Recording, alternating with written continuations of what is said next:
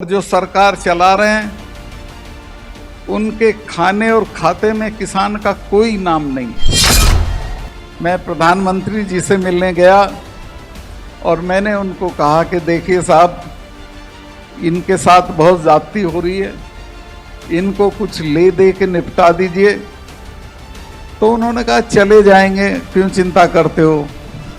मैंने कहा साहब, आप इनको जानते नहीं हो, ये तब जाएंगे जब आप चले जाओगे।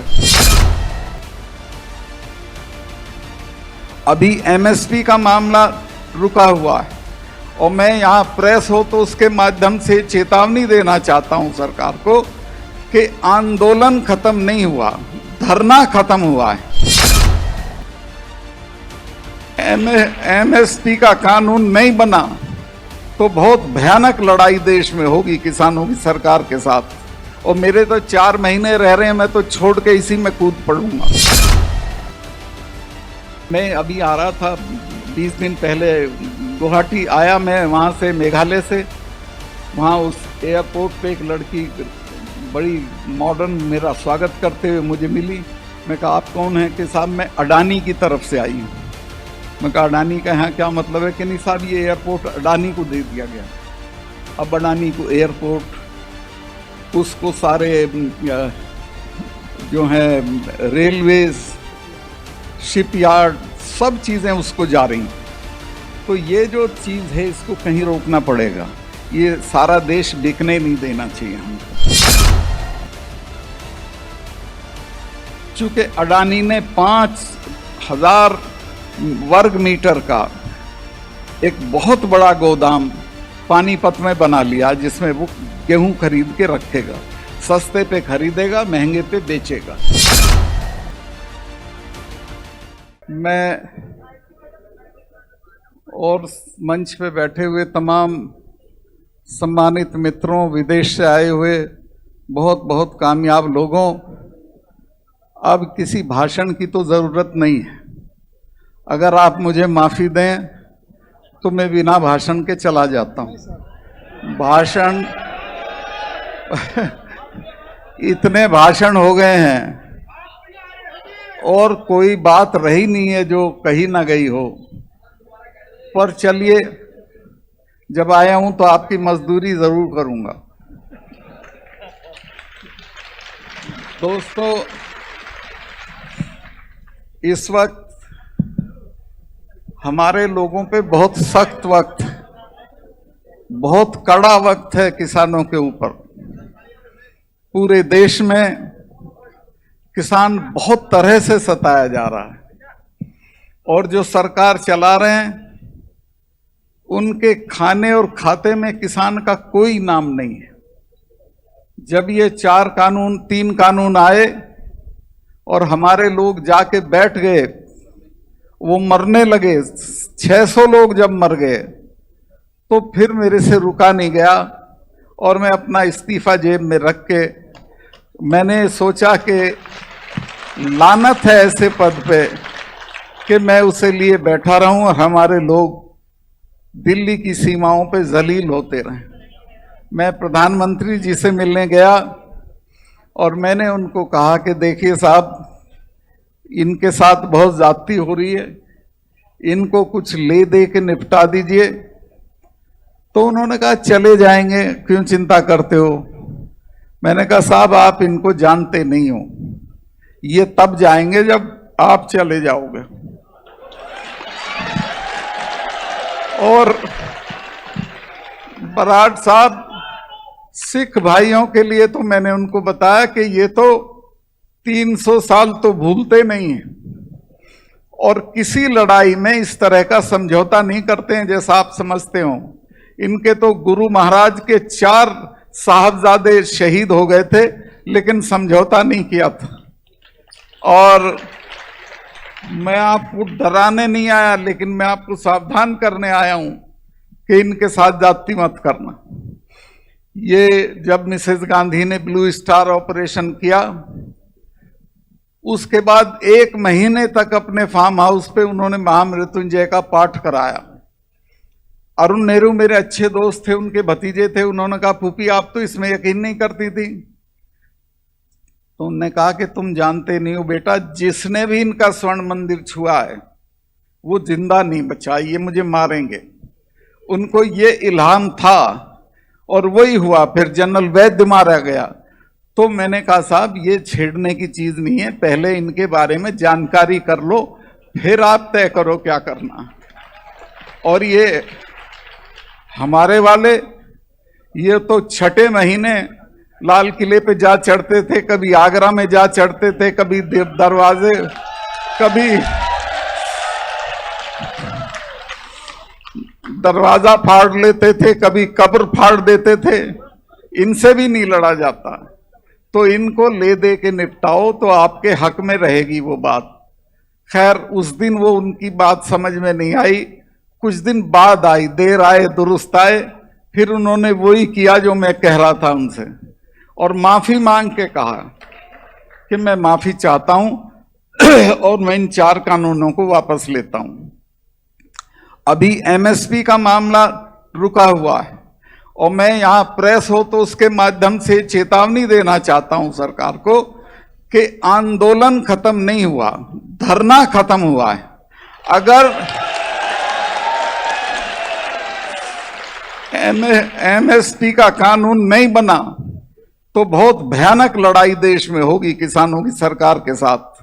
और मेरे तो 4 महीने रह रहे हैं, मैं तो छोड़ के इसी में कूद पड़ूंगा।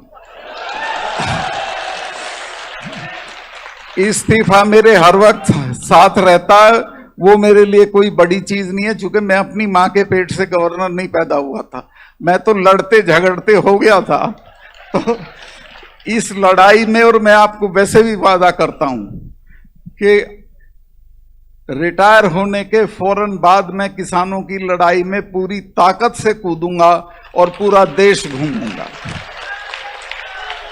अब एक चीज मैं आपको और जानकारी दिलाना चाहता हूं, खासतौर से राजस्थान के लोगों को। आपको आपके हिस्से का पानी नहीं मिला है। मैं जब कश्मीर में था तो मुझे गडकरी जी का फोन गया कि सतपाल भाई, अमरिंदर मेरे पास बैठे हैं और ये कह रहे हैं कि आपके और पंजाब के बीच में कोई पानी का समझौता होना है जो 40 साल से नहीं हो रहा है, और उसका नतीजा ये है कि सारा पानी पाकिस्तान को जा रहा है। तो मैंने कहा उनको, अमरिंदर जी को, कि आप कल अपने मंत्री को भेज दें। उसने कहा कल तो नहीं, परसों मेरा मिनिस्टर आ जाएगा। और 40 साल से महबूबा और फारूक अब्दुल्ला उसको लटकाए हुए थे, इसलिए कि वो पानी वहीं जाता रहे जहां जाता था। मैंने 15 मिनट में समझौता करा दिया। इस बात पे अटकाया हुआ था कि कंट्रोल किसका हो। मैंने कहा किसी का कंट्रोल नहीं होगा, जॉइंट सुपरविजन होगा। दस्तखत हो गए, मिठाई बट गई, और आज आपको मैं बताना चाहता हूं कि उस समझौते, उस पर काम शुरू हो गया है। कंडी एक इलाका है जम्मू में, जो कंडी माने सूखा इलाका, उसमें 25,000 हेक्टर में सिंचाई होगी, 6,000 हेक्टर में पंजाब में होगी, और उसके बाद भी बहुत पानी बचेगा जो राजस्थान और हरियाणा को मिलेगा। मैं राजस्थान के लोगों से कहना चाहता हूं कि अपने नेताओं को कहें कि थोड़ा सावधान रहा करें और देख लिया करें कि तुम्हारे हिस्से की क्या चीज कहां बकाया है, उसको अपने यहां ले आएं। अब एक मुझे इन्होंने अभय सिंह जी ने एक याद दिलाई चीज, और वो है उसकी, नहीं स्वामीनाथन। इसका कोई नाम नहीं जानता था स्वामीनाथन का। मैं बीजेपी का घोषणा पत्र जब लिखा जा रहा था तो मुझे जिम्मेवारी दी गई थी कि एग्रीकल्चर का सेक्शन मैं लिखूंगा। तो मैं जब वो लिखने लगा तो सबसे पहले मेरे जहन में आया कि मैं स्वामीनाथन कमेटी की सिफारिश लिखूं, लेकिन मुझे पता था कि बीजेपी कभी ये नहीं मानेगी। तो मैंने अपने यहाँ के थे, अजमेर के सांवरलाल जाट साहब को फोन किया। किसानों के बड़े मजबूत आदमी थे। मैंने कहा कि चौधरी साहब, ऐसी ऐसी सिचुएशन है, मेरा मन है कि मैं ये लिखूं, लेकिन ये तो लागू नहीं करेंगे। तो उन्होंने मुझे जवाब दिया कि मलिक साहब, ये कलम रोज नहीं मिलती है, आज मिली हुई है, इसको लिख दो, मनवा तो हम लेंगे। हमारे लोग सड़कों पे बैठ के मनवा लेंगे। और आप हैरत करोगे, वही हुआ। उसके बाद से आज तक जितने किसान आंदोलन छोटे बड़े हुए हैं, उन सब में स्वामीनाथन कमीशन की रिपोर्ट लागू करो, ये बात कही गई है और ये किसी ना किसी दिन पक्की हो जाएगी। इसी तरह एमएसपी है। एमएसपी के बिना हमारा गुजारा नहीं है और एमएसपी सरकार देना नहीं चाहती है। उसका कारण है, सरकार के जो दोस्त हैं, मैं अभी आ रहा था 20 दिन पहले गुवाहाटी आया, मैं वहां से मेघालय से, वहां उस एयरपोर्ट पे एक लड़की बड़ी मॉडर्न मेरा स्वागत करते हुए मुझे मिली। मैं कहा आप कौन हैं? कि साहब मैं अडानी की तरफ से आई हूं। मैं कहा अडानी का यहाँ क्या मतलब है? कि नहीं साहब, ये एयरपोर्ट अडानी को दे दिया गया। अब अडानी को एयरपोर्ट, उसको सारे जो है रेलवेज, शिपयार्ड, सब चीजें उसको जा रही हैं। तो ये जो चीज है, इसको कहीं रोकना पड़ेगा। ये सारा देश बिकने नहीं देना चाहिए हमको। और ये एमएसपी इसीलिए लागू नहीं हो रही है क्योंकि अडानी ने 5000 वर्ग मीटर का एक बहुत बड़ा गोदाम पानीपत में बना लिया, जिसमें वो गेहूं खरीद के रखेगा, सस्ते पे खरीदेगा, महंगे पे बेचेगा। जी जी, क्या कह रहे हैं? भर दिया। हाँ, तो मैं बिल्कुल ठीक कह रहे हैं। मैं भी यही कहूंगा, जो पंजाब में किसानों ने किया कि वो उसके अंबानी के टावर गिरा दिए, इन गोदामों को फाड़ दो, इनकी कोई जरूरत नहीं है हमको, और कोई डरने की जरूरत नहीं है, कुछ नहीं होगा। मैं चलूंगा जेल आपके साथ। अब ये जो अंबानी है, अडानी तो अब खैर दुनिया का सबसे मालदार आदमी हो गया, देश का तो हो ही गया। कोई पूछे भाई कैसे हो गया? हम तो नहीं हो रहे, हमारा इतने मेहनत करते हैं, बर्बाद हो लिए सब, कोई मालदार नहीं हो रहा, ये कैसे हो रहा है? कुछ तो बताएं प्रधानमंत्री, कैसे मालदार हो रहा है? अंबानी का मैं बताता हूं, उसकी बेटी की सगाई में 300 करोड़ रुपया खर्चा हुआ और एक पैसे की चैरिटी नहीं करता, एक पैसा दान नहीं करता। दुनिया के जितने बड़े लोग हैं, संगीत की दुनिया के एक बड़े आदमी हैं, लॉर्ड गिल्डोफ उनका नाम है, वो अपनी सारी आमदनी अफ्रीका के बच्चों की पढ़ाई के लिए दान करते हैं।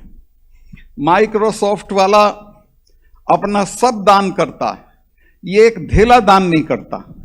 मैं तो ये कहता हूं जगह जगह इसके लिए कि ये इंसान भी नहीं है, सड़े हुए आलू की बोरी है।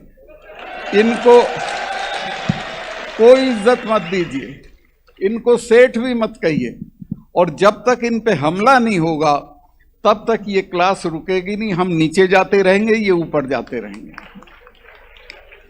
मैं अब जो आपके काम की बात है वो बताना चाहता हूं कि देखिए, हमारे पास ना तो वो सड़ी हुई हवेलियां हैं कि जिन पे हम कर्जा लेके होटल बना लेंगे, ना हमारे पास महल हैं, ना हमारे पास रुपया है।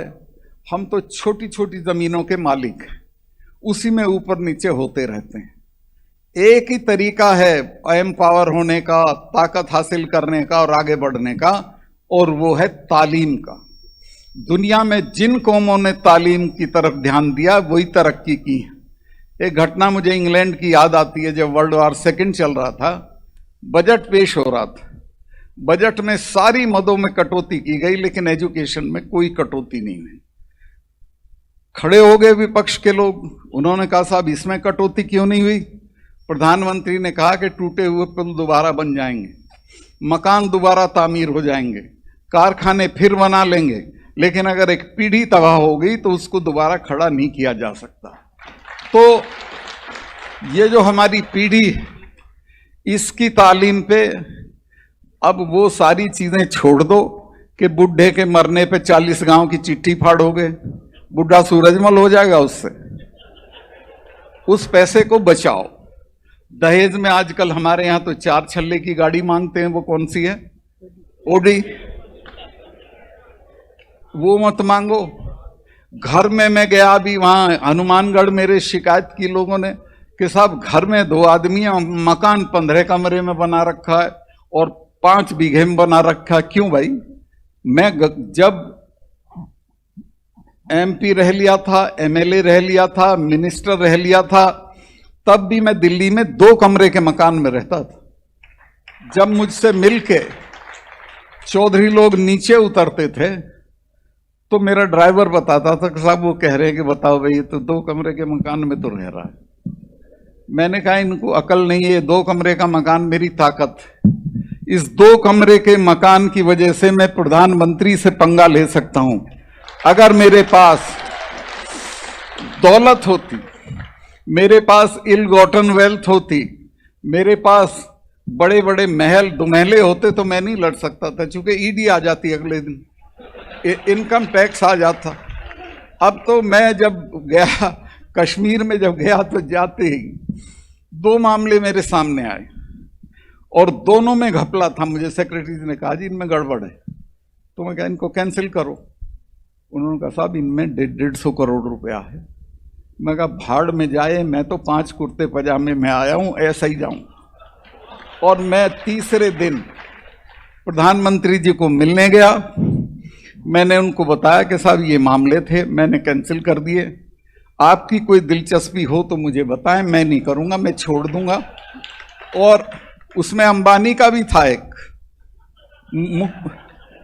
वो जो छोटे वाला अंबानी है वो था उसमें। तो मैं दोनों कैंसिल कर दिए और आज मैं मौत से हूं, किसी चीज से नहीं डरता हूं। मैं आपको ये बताऊं कि जो फकीरी है इसमें बहुत ताकत होती है, अमीरी में ताकत नहीं होती। बहुत मैं शायद लंबा कर गया हूं। अच्छा जी, चलिए। तो दूसरे वहां कश्मीर में जब ये 370 हटाने की बात आई तो रात को मुझे गृह मंत्री के यहाँ से आदेश आया कि कल एक चिट्ठी आपको भेजनी है। चूंकि वो असेंबली होती तो असेंबली की चिट्ठी जाती, चूंकि असेंबली थी नहीं, गवर्नर रूल था, तो मेरी चिट्ठी के आधार पे उसको हटना था। तो मैंने चीफ सेक्रेटरी को बुला कहा कि सुबह ये चिट्ठी मैंने ड्राफ्ट कर रखी थी कि सुबह ये चिट्ठी टाइप करा के मेरे साइन करा के दिल्ली भेज दो। उसने कहा साहब हटा रहे हो? मैं कहा जी हाँ हटा रहे हैं। कहने साहब 1000 आदमी मारना पड़ेगा। मैं कहा क्योंकि यहाँ तो रिवाज है, यहाँ तो बुरहान वानी जब मरा था तो 150 आदमी तो उसके मरने पे अब मरे थे। थानों में घुस जाएंगे, हथियार लूट लेंगे, लोग हमला कर देंगे और पता नहीं क्या क्या अफरा तफरी होगी। मैंने कहा कुछ नहीं होने का, चिड़िया भी नहीं बोलने की। उसने कहा आपको कैसे ये भरोसा है? मैं कहा मैंने 4 महीने में एक ही काम किया है, मैंने इनमें सेंस ऑफ फैटिग डाल दी है कि 200 लड़के ले दुनिया में दूसरे नंबर की फौज से लड़के कुछ हासिल नहीं होगा, जो होगा बातचीत से होगा, कोई नहीं लड़ेगा। इन तीनों चीफ मिनिस्टरों को गिरफ्तार करना अगर कुत्ता भी भौंक ले, और वही हुआ, कुछ नहीं हुआ। और मैं आपसे ईमान से बता रहा हूं, मेरे 1 साल 2 महीने के टर्म में मुझे एक भी दिन गोली नहीं चलवानी पड़ी लोगों के ऊपर। मैंने पत्थरबाजी रुकवा दी, मैंने जो वो भर्ती थी नई वो रुकवाई, और लोगों को समझा दिया कि इसमें कुछ नहीं है। मैंने 1 साल में 44 कॉलेज दिए, 1 साल में। जहां जो मांगता था उसे फौरन डिग्री कॉलेज दे देता था। मैंने मुफ्ती सईद के एक साथी थे जो मेरे भी दोस्त हैं, अब तो उनकी डेथ हो गई पिछले कुछ महीने पहले। उनका नाम था, बुढ़ापा आ गया, कुछ याद नहीं रखता। नहीं, उनके मुजफ्फर बेग साहब, तो मुझे मिलने आने वाले थे जम्मू के उसमें गवर्नर हाउस में। थोड़ा देर हो गई, मैंने पूछा साहब क्या हो गया? कहने लगे यार मुझे इसने ये जो अपनी नहीं ये ना ना ये जो वो थी ना उनकी, नहीं यार उनकी जो जी ना ना, तो वो जो इसके हुर्रियत के चीफ थे जिलानी साहब कि उन्होंने मुझे बुला लिया था। तो मैंने कहा क्या कह रहे थे? कहने लगे सही बता दूं? मैं कहा बताओ। कहने लगे कह रहे थे यार इस गवर्नर से तो डील हो सकती है। मैंने पूछा कैसे? कहने लगे तू जब बात करता दिल निकाल के हथेली पर रख लेता है, कोई तिकड़म की बात ही नहीं करता। तो मैंने खैर फिर उसे फ़ोन किया। उसने कहा सर मेरी तरफ से आप अमित शाह साहब आने वाले थे, उनको ये कह देना कि 30 साल में पहली बार हम उनका बायकाट नहीं करेंगे। और उनका बायकाट नहीं किया। मेरे बराबर की सीट पे वो बैठे थे, उन्होंने कहा सतपाल बायकाट क्यों नहीं किया इन्होंने? मैं कहा जी कुछ नहीं ऐसे ही कि नहीं बात बता। मैं कहा साहब इसलिए नहीं किया कि हम इनकी बेइज्जती नहीं करते, ये हमारी नहीं करते। तो कुल मिला के एक ऐसा वातावरण, मैंने अपना टेलीफोन नंबर सबको दे दिया था, जो चाहे फ़ोन करे। रात के 2 बजे फ़ोन आता था, मैं उठाता था, खुद उठाता था, जवाब देता था।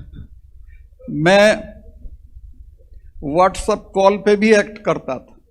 एक बच्चे का व्हाट्सएप आ गया कि गवर्नर साहब मेरी बहन और मैं दोनों बोर्ड का इम्तहान दे रहे हैं लेकिन दोनों फेल हो जाएंगे। मैं क्यों?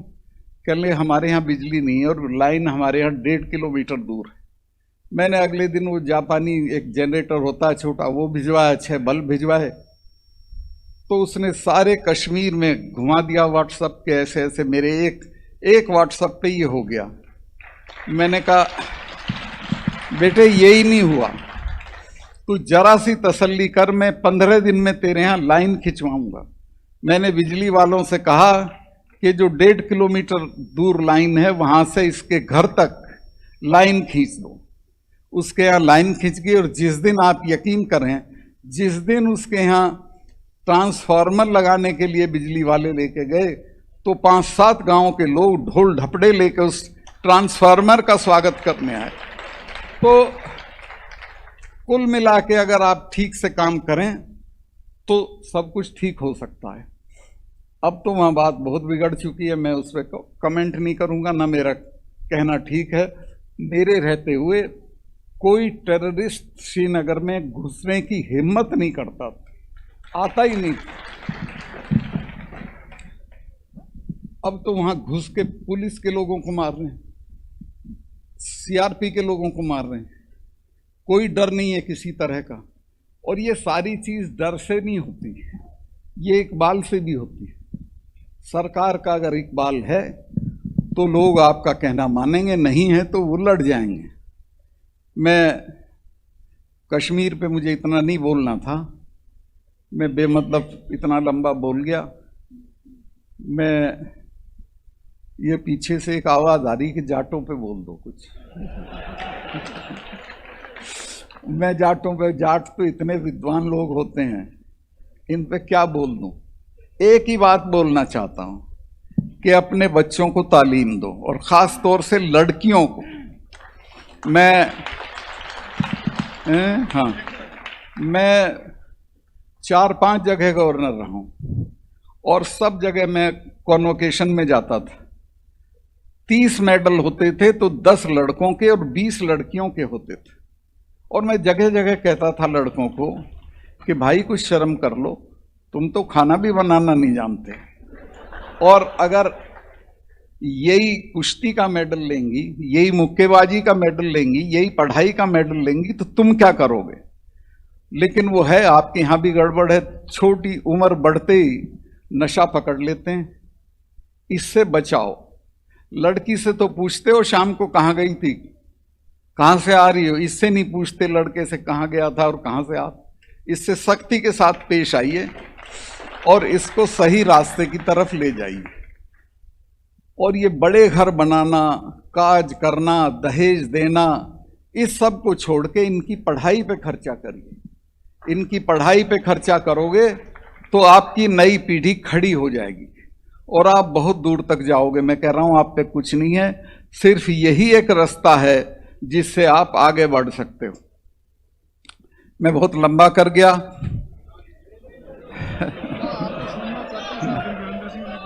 हाँ क्या? अरे छोड़ो जी। अब मुझे पीछे से एक और मशवरा दिया जा रहा है कि जाटों को ये समझाओ कि एकता रखनी चाहिए। ये इनको कौन समझा देगा कि एकता रखनी चाहिए? ये तो सगे भाई के साथ तो एकता रखते नहीं है। मुझे एक वो है जिसने ये हीर रांझा लिखी है, उसका नाम है, नाम भूल जाता हूं मैं, वारिस शाह, सही कह रहे हैं। वारिस शाह ने लिखा कि जाट में 17 अवगुण होते हैं। वो सारे तो मैं आपको गिनाऊंगा तो मेरी स्टेज पे जूते आएंगे, वो मैं नहीं गिनाऊंगा, लेकिन 3 गिना रहा हूं। एक तो ये कि अपने सगे भाई के साथ भी न्याय नहीं करेगा। दूसरा ये कि अपने भाई के दूसरे की जूतियों में बैठेगा, भाई के सिंहासन पे नहीं बैठेगा, और कभी न्याय नहीं करेगा। तो इससे निकलो, मिल के चलो, एक दूसरे की मदद करो, छोटी मोटी चीजों पे झगड़े मत करो, मुकदमेबाजी मत करो और आगे बढ़ो। मेरे पास इतना ही कहने को है और मैं आपसे कहना चाहता हूं कि बहुत बुरा वक्त आने वाला है हमारी कौम के ऊपर, आया हुआ है अभी भी। चूंकि धरती भी हमारे खिलाफ है। हम अगर मिल के रहेंगे, हिम्मत से रहेंगे, एक दूसरे की मदद करेंगे तो दुनिया में कोई हमको नहीं मिटा सकता है। और असली चीज है तालीम। तालीम अपने बच्चों को दिलवाइए, इनको आगे बढ़ाइए, और खास तौर से बच्चियों को। आप तो इनको पैदा भी नहीं होने देना चाहते, आपका बस चले तो ये पैदा ही ना हो, लेकिन जब ये पैदा हो जाती हैं तो ये दूर तक जाती हैं, ये मेडल लेती हैं। अब आप देखो, राजस्थान में तो कुछ लोग आपके दूल्हे को भी घोड़ी पे नहीं बैठने देना चाहते थे, और जब आपकी बच्ची IRS होके जाती है तो वही लोग उसको सलाम करते हैं। तो तालीम की ये ताकत। एक और चीज मैं बता के अपनी बात खत्म करूंगा। लीबिया का जो तानाशाह था गद्दाफी, उसको जिन्होंने मारा, उन्होंने उसका दफ्तर रेड किया और उसमें एक डायरी मिली। उस डायरी में तानाशाह ने लिखा था कि मुझे सबसे ज्यादा आनंद तब आता है जब मैं देखता हूं लिटिल कोंडोलीजा राइस अमेरिका की विदेश मंत्री थी, हल्की फुल्की सांवले रंग की, शक्ल सूरत में साधारण से भी नीचे, लेकिन विद्वान थी, मेहनती थी, पढ़ के बनी थी। वहाँ हमारी तरह सिफारिश से विदेश मंत्री नहीं बनता है। तो उसने लिखा कि मैं जब लिटिल कोंडी को देखता हूँ शेखों को धमकाते हुए तो मुझे बहुत आनंद आता है। तो ये हमारी लिटिल कोंडी लड़कियाँ जब साहिबान को इनको धमकाएंगी दफ्तर में तो आपको बहुत मजा आएगा।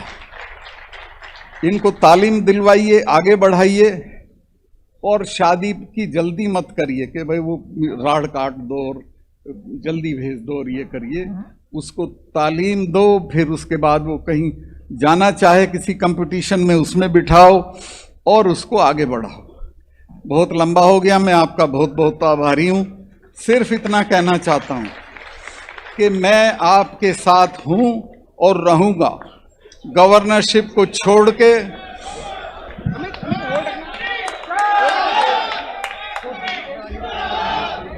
पंजाब ਅਤੇ ਪੰਜਾਬੀਅਤ ਨਾਲ ਜੁੜਿਆ ਹਰ ਮੁੱਦਾ, ਹਰ ਖਬਰ ਨਿਰਪੱਖ ਤਰੀਕੇ ਨਾਲ ਤੁਹਾਡੇ ਤੱਕ ਪਹੁੰਚਣ ਦੀ ਕੋਸ਼ਿਸ਼ ਵਿੱਚ ਤੁਸੀਂ ਵੀ ਦੇਵੋ ਸਾਡਾ ਸਾਥ। ਤਾਂ ਹੁਣੇ ਲਾਈਕ ਕਰੋ ਸਾਡਾ ਫੇਸਬੁੱਕ ਪੇਜ, ਸਬਸਕ੍ਰਾਈਬ ਕਰੋ YouTube ਤੇ ਅਤੇ ਫੋਲੋ ਕਰੋ ਇੰਸਟਾ ਅਤੇ ਟਵਿੱਟਰ ਤੇ ਨਿਰਪੱਖ ਪੋਸਟ, ਖਬਰ ਦੀ ਨਿਰਪੱਖ ਆਵਾਜ਼।